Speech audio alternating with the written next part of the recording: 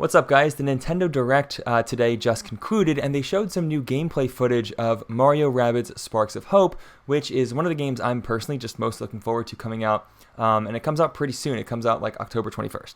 So I just wanted to go over the content in here, just give my thoughts on what I saw here, and then also when I pulled up this Nintendo Direct trailer to watch it again, I saw there was apparently a boss battle gameplay, uploaded 2 days ago, so I also want to watch that and give my thoughts and reaction to that. I haven't seen this video yet, but I have seen this one already, but I still just want to give my thoughts on it, so let's hop in. A cosmic adventure is just around the corner. Blast off on an adventure of galactic proportions with Mario and the Rabbids. Let's dive into exploration. Yeah, the spaces that you're exploring look a lot more open compared to the places in the first game. In the first game, it was like, there was still openness to it, but it was a lot of linear objectives, and it looks like this part is going to be a bit more open. And I also do like that they put the objective kind of in the top left here. Jam-packed with discoveries. The cannon's back, along with that new character, Edge. Find coins. Also, look at this. Okay, so I noticed a couple things here. So there's a lot of info here, actually. In top right, there's collectibles. Like, there's coins and star bits. And it looks like the Rosalina, the character, or the Luma isn't, or I mean, the Rabbid isn't out right now. So star bits are just like a general collectible. Also acorns. Maybe that's something area specific. But I also think it's interesting that Beepo has got like 2 interaction points. Maybe that was actually, was that what was used to shake that bush there that Mario just did? Oh, actually, you know what? Look at this. When we shot up in the cannon,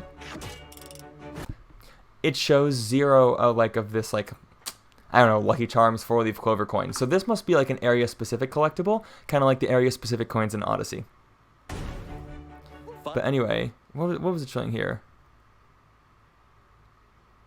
Did it give the button prompt for him to shake it? Maybe not. Coins. Oh yeah, it did. I think it was A though, right? If we just like back up a few frames.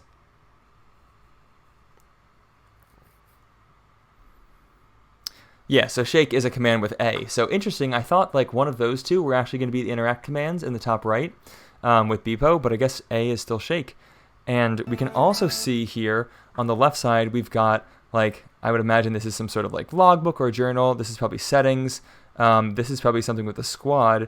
And then I guess this is just like the actual squad itself. And you can see their levels because you can level up in this game, unlike the previous game, which just had power orbs. But also, interestingly, the health is so much higher in this game. Like, I'm pretty sure nobody got above like 800 health. Maybe Peach did. I don't think anyone got above 1,000 health in the original game. And this looks like a relatively early game area. Actually, well, maybe not, because they're on level 17. But still, that's a lot of health. Unlock. Oh yeah, in this part, it looks like you can also use special abilities, like Edge is doing something to like make a bridge show up, right? And help out the locals with their troubles. And this just, who knows if it's a side quest or part of the actual thing. At shops. Oh yeah, and there's shops here too. And this is interesting. Like, look at all the different things you can buy, and you can sell things too, which is pretty neat because there weren't shops in the first game. I mean, technically, you unlocked weapons by purchasing them, but you couldn't sell anything, and you could always purchase a weapon no matter where you were. The PAL block, it also says here, like throw, it destroys destructibles, unleashes a shockwave once thrown, deals area damage to everything in its vicinity. You currently own 1. And then I think they show it being used. Oh, and I wonder if that's times 2. Oh, that's the amount of times you can use this item. Actually, I don't know if that makes sense, because wouldn't this PAL block have a times 1 on it? I'm not sure what those times 1, times 2 things are. Oh, these also cost snowflakes, not coins. So, okay, that contributes. Okay, so I was right. The snowflake in the top right here, that's like local currency in each world. That's cool. I like that. It's like Mario Odyssey. Not sure what the times 2, times 1, those things are, though. And then here is Rosaluma, or Rabbid Rosalina, using it. And it just blows them up. 275 damage each, which is a lot for an item compared to the first game. But yeah, we also see defeat all, 1 of 10 defeated. The Tacticam, which is, it's nice that that's back. Give it to enemy turn. And then some of the UI that we saw from before, including, it looks like in the bottom right of the center, pressing X to access, like, I would guess that's items. And then one of these things in the middle with the the sparks and like whatever that unlock thing is. I imagine you pick one of those 3 and you can only do 1 per turn because they're all the same color. And then also just the weapon for ZL. And then of course the movement, the amount of times you can dash into someone, the amount of time you can jump up on someone. Team will earn rewards. And then they got star bits right there. Something else that's cool about this right here, I noticed. So look, in the team, you can see Rabbid, Rosa, Bowser, and then Edge. And Mario is here. And that's exciting because in the first game, you had to have Mario as a part of your team no matter what. And I don't know, I didn't like having as a part of my team. I think the team that I went with in the first game was, it was like Mario, Rabbid Luigi, Rabbid Peach. But if I could have swapped out Mario, I would have put in Rabbid Yoshi. But anyway, I also like that they have titles like Blade Master, Overseer, Demotivator right here. And this is also relatively, who knows if it's mid or late game, but they're all level 22. Sparks are here to land. Okay, yeah. A lot of information too. Like you can apparently equip 2 sparks per character, and every spark has its own effects. Like this is called Pulsar. It's level 1, 30 out of 100. So clearly the sparks level up, and I imagine the things they give increase their effectiveness. It's not clear to me yet if you can just equip sparks to whomever you want, or if everyone has like a certain ones that you can equip. But you can see here, like I would imagine this means you have to be within 11 meters of the character to use it, and it's got a recharge rate of 4 turns, right? Allies within range are revived with 30% of their max health. Increases, and it also has a healing amplifier, like a passive effect too. Increases any healing received by 10%, which is cool. And maybe you can see X, it says upgrade. So I wonder if you can upgrade it beyond just leveling it up. That's interesting. The helping hand. And here's one for Bowser, Exosphere. Level 3, 20 out of 350. Within 13 meters, it uses for 1 turn and it recharges for 4. Allies within range take 45% less damage, including super effects. And then also its skill or special passive, whatever, increases all movability damage by 25%. Interesting, right? Recruit up to 30 different sparks. Also, you hear the announcer, recruit up to 30 different sparks. So that's pretty cool. I mean, how many are there here? 6, 8, 10, 12, 14, 16, 19. So it looks like this is more than half. But there's a ton here, so that's pretty cool. Also, let's see what this one does. Casts 3 shockwaves of 125 through 125 damage. Probably an upgrade makes that better. With the splash super effect. All super effect damage is reduced by 25%. Heroes not affected. Heroes are not affected by the splash super effect. And I think they show this one next, right? Each with their own special. Oh, also, here's what the star bits do. I watched this trailer before, but now I'm doing a deep analysis.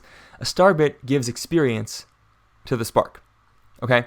So that's how you get the sparks to level up, which actually makes a lot of sense because they're Lumas. Oh, that's cool. I love the galaxy vibe that this has got. And it says bonus for the next level, Shockwave Splash does plus 20 damage, and it reduces additional damage for the next level. Oh, and then here, this is that potion we saw before. A star potion will automatically level up a spark. Oh, so that just sounds like something that if you don't want to grind. Find more star potions with sales bot. 99 plus tax. Oh, wow, is that interesting? Some in-game DLC here. The first game did not have that. Or by completing more quests. As long as they make it possible to realistically complete more quests and level these things up easily, I don't think the DLC would be a problem. But I am kind of surprised to see that, to be honest.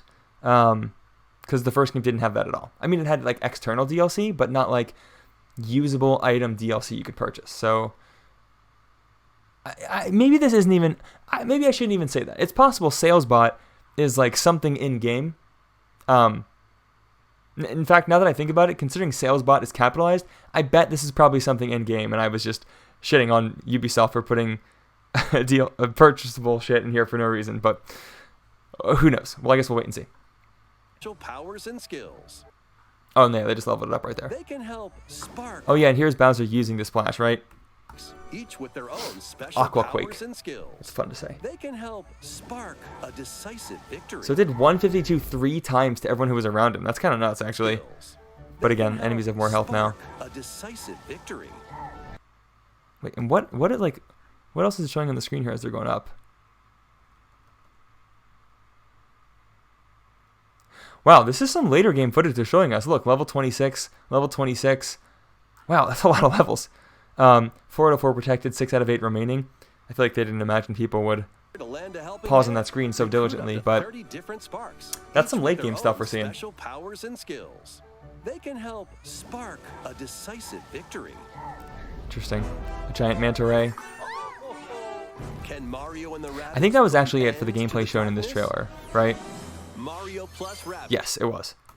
Oh, October 20th, not 21st. Okay, good to know. So I have this video pulled up.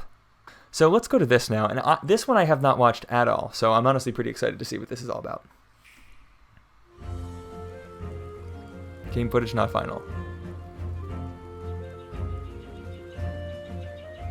Hello everyone, I'm Faye, Associate Producer. What's up, Faye? Welcome to this new video about Mario plus Rabbids Sparks of World Hope. looks really cool. Today, our heroes travel to Terraflora Flower World in their quest to save the Sparks. We're approaching Terraflora, home naturally sparkling mineral, water, springs, perennial flower, something. in their quest to save the Sparks.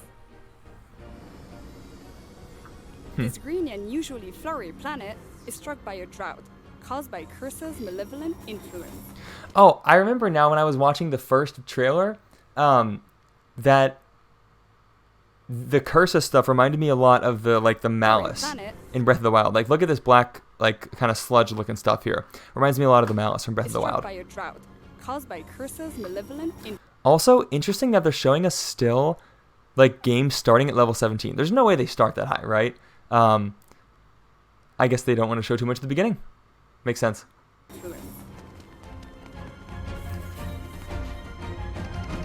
Go now. As maiden's tears. What? What? Just maiden, generally? Curse the tentacle for its, what does it say? Importunity. Good vocab. SAT words coming out of the cast already. Enter canon. To help the planet blossom again, Mario and his friends must reach the top of the volcano. Okay. To get there, they will have to find their way to the central station and take the Wiggler train. Cute. Oh, that's the thing we saw in the beginning of the direct presentation, right? The Wiggler train? Terraflora, like all the planets of Mario plus Rabbids Sparks of Hope, is packed with secrets, collectibles to gather, puzzles to Oh, yeah, wait, look at this. So, Rabbids Sparks of Hope is packed where with was secrets, this? Look, the fact that he's got this icon over his head, that's the same icon as the money here. So I imagine doing whatever the heck he's going to ask you to do is a side quest to get level specific money. That's my guess. This is cool. I like this. This seems fun.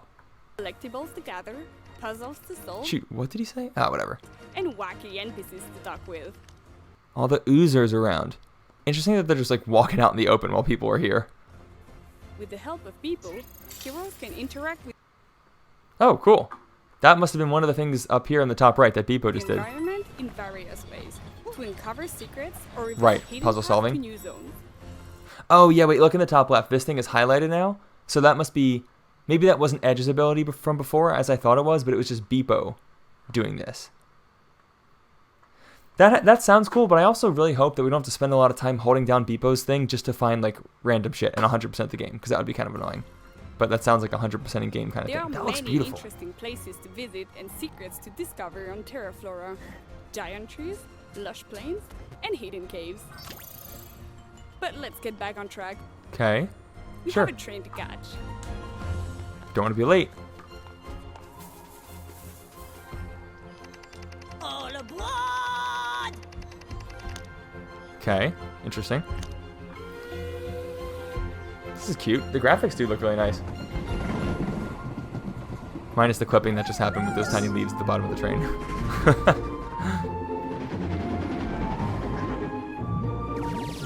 Oh, damn, we pissed. Whoa! Why is it so mad?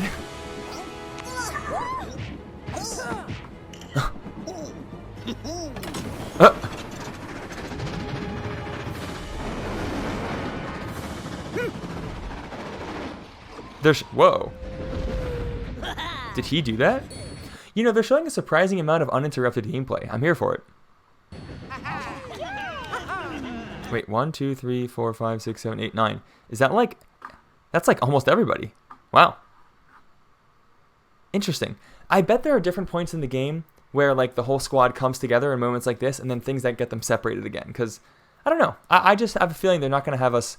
We're not going to have access to all the characters all at the same time, which I actually think is pretty cool. But we'll see. Oh, there it is. It made it through too. Okay. Punch him. Punch his nose. Bowser, you did nothing. Come on, man. Oh, cool. You're fighting it on the train. The train is like the level. Wait. Sea Stooge. Where are we even seeing? Oh, is it this thing? Inflicts splash damage with its dash and its tidal blast. It's weak to shock and it's resistant to splash. Oh, interesting. So does maybe certain enemies will have like different weaknesses and resistances, which I don't think the first game really had. So a teeny bit like Pokemon. 0 of 3 destroyed, 12 turns before defeat. Okay.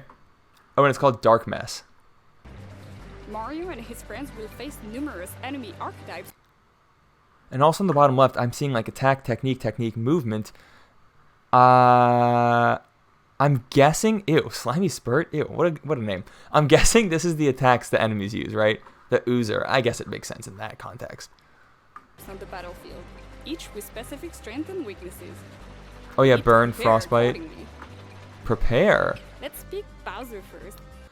Oh, cool. Okay, I like that we're going into like this prepare screen. I mean, there was a prepare screen in the first game, but the thing is like, you could usually just go with whatever like guys you like the most and it would work well. But if the enemies in this game actually have like more strengths and weaknesses, then that's a real reason to actually change out some of your team members depending on what enemy loadout is there. I like that. It encourages more use of people. Bowser first. He's huge. Whoa, what is going on here? Most skill diminishing enemies are reducing the damage they're capable of dealing out. Okay, so Rabbid Luigi is like a debuff character. Luigi's a sneak attack, like a sniper from the first game. I don't want to be pausing this the whole time, but there's just so much information I kind of don't want to miss here.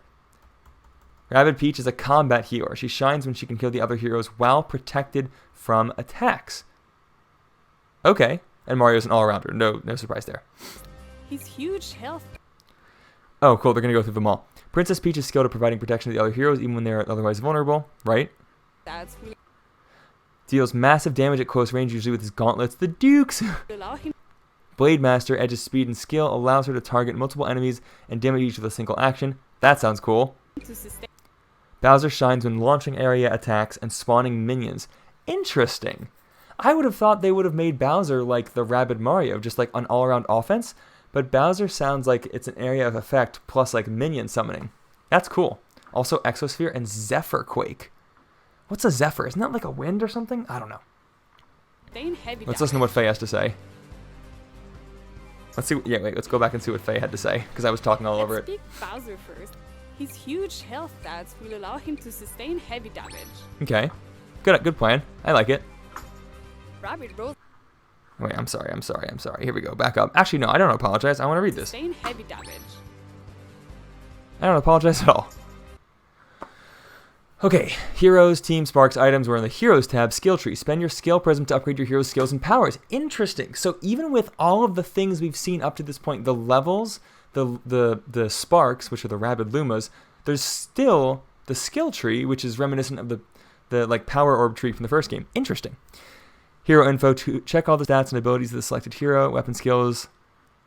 Select the hero to unlock skins to customize your weapon. Oh, that says weapon skins, not skills. Oh, okay, cool.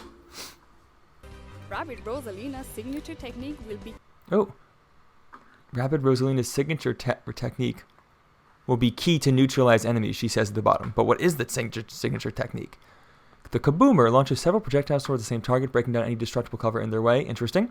30 to 37 times 10. Critical damage is 37. Really? The critical damage is 37? The critical damage is just the max of the attack range? Or does that mean like 37 will be added? Whatever. A critical chance of 20% is pretty decent for 10 attacks. Like 2 on average should be critical. It can do short range, a single target, and a multi-hit? Or is it just saying that like, I don't know. Key to neutralize enemies while the... Ennui. Targets struck with the Ennui status effect are unable to move, shoot, or use techniques. Any damage received lifts the effect. Interesting. Radius 13 meters, cooldown 4 turns. I like how they use like meters When I don't know, that seems like a silly stat to use when it's like a grid, but it's not technically a grid anymore. But it's designed like one. Whatever. Other heroes focus on the Darkness Eyes. We'll keep Mario in the team to take advantage of his great mobility. We'll say we keep Mario on the team. Yeah, sounds like the first game. Focus on the Darkness Eyes. We'll keep Mario. Hero Sight. Right, his special thing. Targets moving within range in the hero's line of sight are dealt 100% damage plus any super effects, has 1 charge. Cool, so that's like exactly the same as his first game, which is fine. In the team to take advantage of his great mobility. Dual Slinger. Oh, and that's his weapon. So, yeah, okay. Fires 2 projectiles either at one target or 2 separate ones. Confirm the first target to select a second. This is funny. It looks like 212 minus 253 plus 212 minus 253. Negative 41. Negative 41, negative 41. Does negative 82 damage. Oh, okay. The medium range, multi-targeting, multi-hit. So I guess all 3 of these apply. Skills. Now, the sparks. Ah. There are dozens of sparks. There are dozens of sparks. Let's read them all. We'll keep Mario in the team to take advantage. I'm going to listen to what she says, then I'm going to rewind. Now, the sparks. There are dozens of sparks you can pair with your heroes. They will grant elemental damage, resistances, help control the battlefield, and much more. Othering will help Rabbid Rosalina getting behind enemy lines to wreak havoc. Wow, this almost feels like Hades. Like the roguelite game with how many sparks there are, and it feels like all the geez, what do you call them? Like the whatever the things you equip to go into the rooms are, like the boons, the things like that. Maybe I won't look at all of them. Focus on the darkness. I'll do them all. We're only halfway done the video. I go slow with these things, but not apologizing. Now? All weapon-based attacks. Okay, we've all weapon-based attacks deal additional like aqua damage and have the super splash effect, which I think is just like that area of effect thing. The spark. Glitter. I like the disco ball one. Enemies within range are pulled toward the hero's position. Gather around. Cute. Increase the weapon-based attacks by 20%. Regenesis. Whoa, this is funky. Once activated, the hero regenerates 30% of their max health at the start of the next 2 turns. Wow, there is a lot of variety of sparks. Increases the hero's max health by 25%. There are Electrogeddon. Meteors with the Thunderbolt shock super effect rain upon enemies. Each deals 225 through 225 damage. Okay. Dozens of sparks. We've seen Exosphere already. And now they're picking the second one. And it's kind of hard to read, but allies within range, Starburst. Allies within range deal 40% more damage with attacks and movement abilities. Okay, which is like, I think that's like Mario's M power from the first game. Cryobolide. All weapon-based attacks deal this much frost damage and have the frostbite super effect. We already saw, wait, all weapon-based attacks deal that damage and have the super shock effect. Okay. So, because it looks like a lot of the sparks, or the Rabbid Lumas, can do, like, elemental effects that you can customize, it seems like maybe you actually could just keep the team you want to use the entire time, and just give them sparks that let you do special damage. So, maybe there isn't as much as of an incentive to switch out the people you're using super frequently. Resistances, help. Toxic Quake, 3 shockwaves of some... Oh, Shockwave Ooze. Okay, so it basically just adds Shockwave Ooze, adds Shockwave Splash, we saw Aqua Quake before, and then Ethering. And this is the one she said she was going to do. The hero turns invisible for 2 turns and can't be directly targeted. However, they are still vulnerable to damage and super effects. So like if an area of effect thing hits near them, I assume they would take that damage. Ethering will help Rabbid Rosalina getting behind enemy lines to wreak havoc. Okay, cool. That sounds like a good skill. We're done prepping, so now is the time to fight. Wait, isn't there like some sort of movement meter now that they removed the grid, right? We're done prepping, so now is the time to fight. Or maybe you can just put yourself wherever you want. That's the one thing I'm not sure about. Like, how does the actual movement work without the grid? Let's see. We're done prepping, so now is the time to fight. Yeah, I don't see any meters that saying like his movement run out. I don't see any meters indicating his movement has run out. Now is the time to fight. Let's activate Mario Spark Aquanox to gain additional splash damage. Thanks to the splash effect, Okay. The dual slinger fires 2 projectiles, so he's going to fire them both at him, and it's going to do additional damage also with a splash effect. And a 20% chance it'll do 992 damage, which is kind of hype. Mario can Oh, and it shows, just like before, it shows the UI shows the range of his attacks, because look, you can see like this is the minimum, and that's, you know, with the high roll on the damage. flash effect. And that's after he selects 2. Mario can push the Uzo out of the train while he destroys the electric barrel. Ooh, that's cool. And so pushing him off of the train obviously should do extra damage. Also, it is kind of funny that they put an electric barrel and all these guys have electric weaknesses, but maybe this is something earlier in the game. Who knows? With his second attack. Whoa. Oh, so that hits them a lot. Okay. Rosalina can finish the Uzo off, Jesus. while Bowser takes advantage of the large attack radius of his bazooka. Oh, interesting. So I like that some of the targets you can hit with your weapon are not on the same like plane as the rest of the playing field. You know, this is on the wall, so to say, whereas everything else is on the ground. Can finish the Uzo off. Were those all crits? What the heck was that? Why were those all crits? Rosalina can Right? I mean, shouldn't the critical chance be like... Oh, it does say 80% chance. Interesting. I wonder why her crit is so high. finish the Uzo off, Wow. while Bowser takes advantage of the large His attack bazooka. radius of his bazooka to destroy 2 darkness. Okay, eyes so his at the same bazooka has that area of effect. Fast forward. New enemies are spawning behind us. Okay. So it did the critical and had the splash effect, which I guess is why he's bouncing. We must And that's get like the rid of bounce them effect quickly. from the first game. So enemies are just spawning. I wonder if there was any indication they were going to spawn. Destroyed the cover. Let's use Mario Spark Glitter to 'Kay. lure those enemies out into the open before triggering Mario's signature ability, Hero Sight. Wait, shouldn't you have wanted to trigger his ability Hero Sight, then lure them out in the open? I mean, I haven't played this game yet, but that's what I would think would make more sense, Let's because then it use auto Mario activates. Spark Glitter That was to something you lure could do in the those first enemies game. out into the open But before whatever. triggering Let's see Mario's what she's gonna do. signature ability, What you got in Hero store for us, Sight. Faye? Oh, he can still move after... Interesting. Wait a second. I don't... See, this is the thing I don't understand yet. I don't understand yet fully how much, like, how the movement works, because I thought he was done moving Sight. after he already moved out from behind that thing and then used his ability. But then he got one dash, and that one dash hit 2 people. Interesting. So I guess the dash is really not so much a, like, you pick one specific enemy to do it, you pick, like, one time to do it, and if 2 enemies are close together, you can hit them both. That's interesting. I wouldn't have guessed that. And he's still going. Wait, shoot.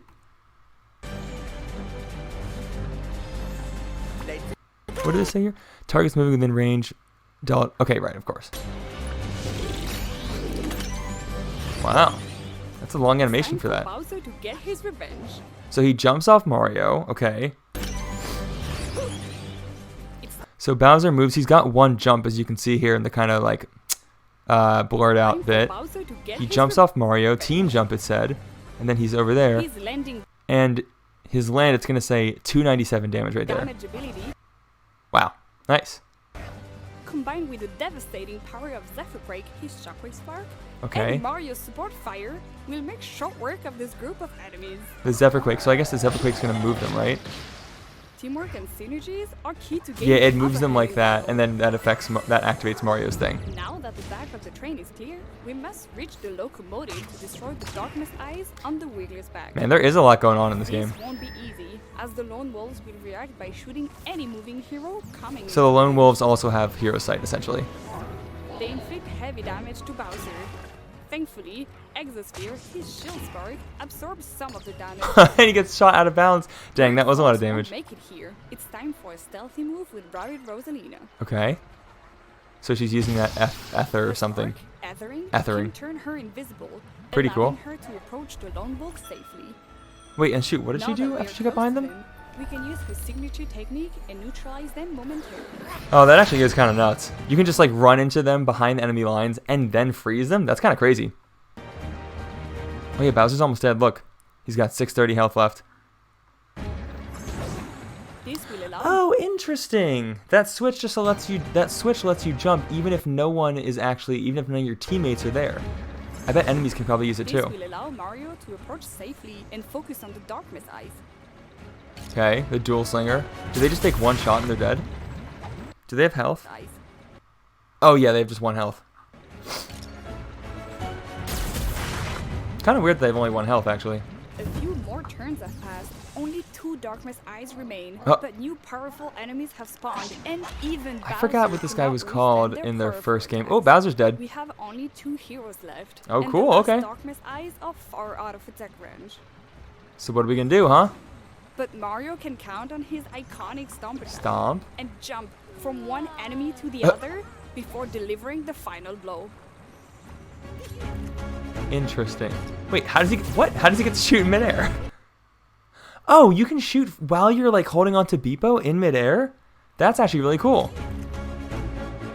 That's pretty cool. Huh. This is it. This The is it. winner is defeated, and our heroes can resume their journey. I hope you enjoyed this very And the rest of the all for rest now. of the bad guys are like, all right, well, let's let them go. They got Wiggler. Cool.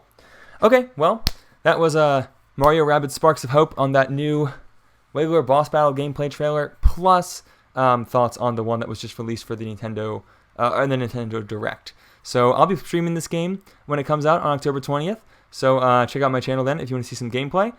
Looks fun. See you soon.